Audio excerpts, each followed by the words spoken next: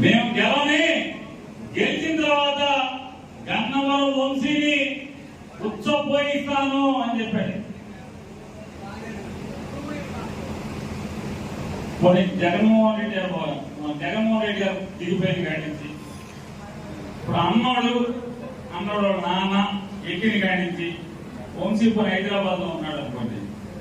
5 నెలలు బెదవాన్ జైల్లో ఉన్నాడుగా. రోజు వెళ్ళిపోయించావా జైల్లోకి వెళ్ళి? 5 నెలలు రోజుకి వెళ్ళి జైల్లోకి వెళ్ళి పోయించావా అని అడుగుతున్నా. ఎందుకు పోయిందిరా?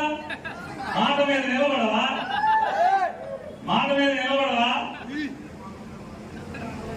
బెదవాన్ జైలుకి వెళ్ళి పోయించారు కదా, పోయించవా?